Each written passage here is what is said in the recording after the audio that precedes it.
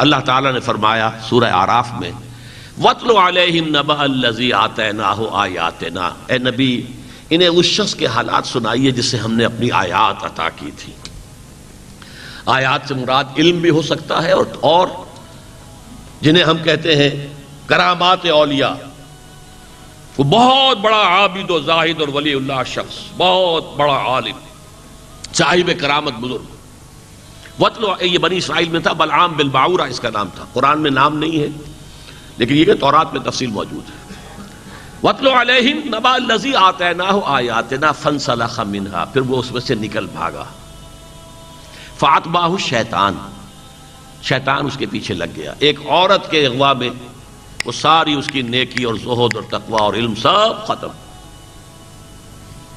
فَانسَلَخَ مِنْهَا، اس مقام سے نکل گیا، بھاگا۔ فَأَتْبَعَهُ الشَّيْطَانُ، پھر شیطان اس کے پیچھے لگ گیا۔ فَكَانَ مِنَ الْغَاوِينَ، اور وہ ہو گیا بہت ہی گمراہ لوگوں میں سے۔ وَلَوْ شِئْنَا لَرَفَعْنَاهُ بِهَا، اگر ہم چاہتے تو اسے اور ترفع عطا کرتے، اور بلندی عطا کرتے، جو کچھ ہم نے اسے دیا تھا اس میں اور ترقی ہوتی۔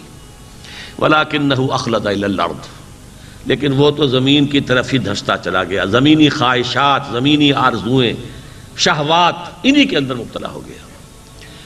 وَاتَّبَعَ هَوَاهُ، اپنی خواہشات کے پیچھے لگ گیا۔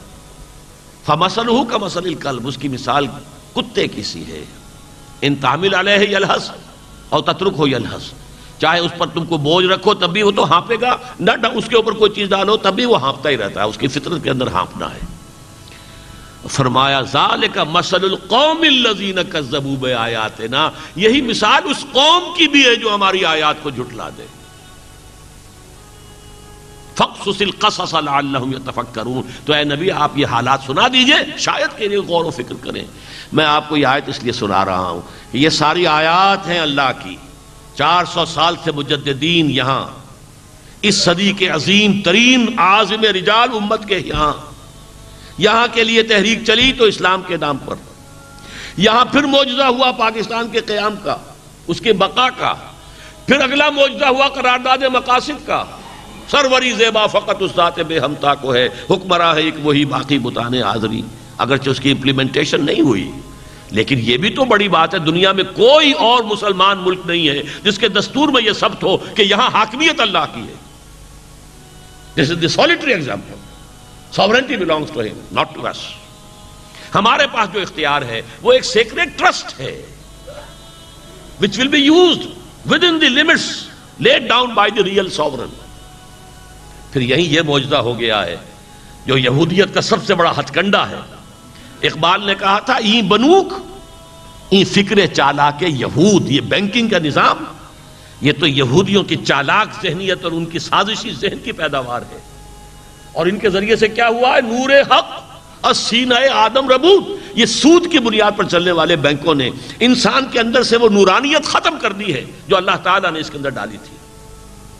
تا تہو بالا نہ گردہ دی نظام، دانش و تہذیب و دین سودائے خام، جب تک یہ بینکوں کا بیڑا غرق نہیں ہوتا، تہو بالا نہیں ہوتا یہ نظام، اس وقت تک دانش، دین، تہذیب سب سودائے خام ہے، کوئی سوال ہی پیدا نہیں ہوتا۔ اس کا بھی نقطۂ آغاز یہ ملک بنا ہے کہ یہاں سپریم کورٹ نے فیصلہ کیا ہے کہ کمرشل انٹرسٹ، بینک انٹرسٹ بھی ربا ہے اور حرام ہے، پوری دنیا میں کہیں نہیں۔ یہ تو ہے اللہ کی آیات، لیکن اگر ہم بلعام بن باعورہ بننے کا فیصلہ کر لیں، ہم صرف دنیاوی خواہشات، اپنی بلڈنگیں، اپنی حویلیاں اور اپنے مکان اور اپنے محل اور اپنے ولاز اور اپنی کاروں کا ماڈل اور اپنے ٹیلی ویژن کا سائز، اسی چکر میں رہے، ہر لحظہ، ہر وقت، ہر پیسہ صرف مزید بنانے اور کمانے اور بڑھانے کے لیے ہو، اگر یہی رہے گا وَلَكِنَّهُ أَخْلَدَ إِلَى الْأَرْضِ، زمین کی طرف دھنستے چلے جائیں گے، تو بلعام بن باعورہ کی طرح ہم بارگاہ خداوندی سے مردود بھی ہو سکتے ہیں۔ خاکم بدہن، اللہ نہ کرے کہ ایسا ہو، لیکن یہ جان لیجئے اب جو حالات آنے والے ہیں، کھول کر آنکھیں میرے آئینہ افکار میں آنے والے دور کی ہلکی سی ایک تصویر دیکھ، مڈل ایسٹ کے اوپر تو بہت بڑی آفت آنے والی ہے اور وہ بہت قریب ہے، اب زیادہ دور نہیں ہے۔ لیکن یہ کہ دوسرے اس وقت امت مسلمہ کا سب سے بڑا مجرم حصہ مسلمانان عرب، کیوں؟ ان کو مقام یہ دیا گیا تھا کہ ان کی زبان میں اللہ کا کلام نازل ہوا، اور موجود ہے، آج بھی موجود ہے۔ پھر بھی انہوں نے نبذ فریق من الذین اوتوا الکتاب کتاب اللہ وراء ظہورہم، اللہ کی کتاب کو اپنی پیٹھوں کے پیچھے پھینکا. کسی نے ماسکو کو اپنا امام بنا لیا اور قبلہ بنا لیا، اور کسی نے واشنگٹن کو بنایا. ان سے بڑا مجرم کوئی نہیں، ان کو بہت بڑی سزا ملنے والی ہے. ویل للعرب من شر قد اقترب، حضور نے فرمایا تھا عرب کے لیے ہلاکت ہے، بربادی ہے، تباہی. اور دوسرے نمبر پر مسلمانان پاکستان مجرم نمبر 2، یہ بلعام بن باورہ بننے کی طرف جا رہے ہیں. اگر ہم نے یہاں سیکولر نظام قائم کیا، نام و نشان بھی مٹے گا، تمہاری داستان تک بھی نہ ہوگی داستانوں میں، اور اللہ کے ملعون اور مردود اور مغضوب علیہم میں ہم بھی شامل ہو جائیں. اس لیے کہ اللہ نے اتنی کچھ نشانیاں ہمیں دی ہیں. یہ پورا تاریخ 400 برس کی تاریخ لا کر ہمارے پردے میں ڈالی ہوئی ہے. سارے مجددین امت اس علاقے میں پیدا کیے. لیکن اگر اب بھی ہم آگے نہ بڑھیں، لیکن یہ معاملہ بالکل دوسرا ہے. کیسے آگے بڑھیں، کیا کریں، یہ ظاہر بات ہے کہ ہماری جو بھی تحریک ہے ہم اپنی سمجھ کے مطابق کر رہے ہیں. جو اپنی سمجھ کے مطابق کر رہے ہیں ٹھیک ہے، ہر ایک کے لیے. لا حجت بیننا و بینکم اللہ یجمع بیننا و الیہ المصیر. ہم اپنے لیے کر رہے ہیں، لیکن یہ کہ آپ تو غور کیجئے، ہر شخص کو اس جد و جہد کے اندر مصروف ہونا لازم ہے کہ یہاں اسلام آئے.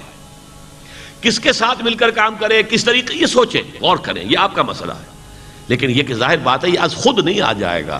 محمد الرسول اللہ والذین معہ نے وہ قربانیاں دی تھی اور مشقتیں کی تھی، تو وہ اسلامی انقلاب برپا ہوا تھا، اور اسی نہج پر ہمیں کام کرنا ہوگا.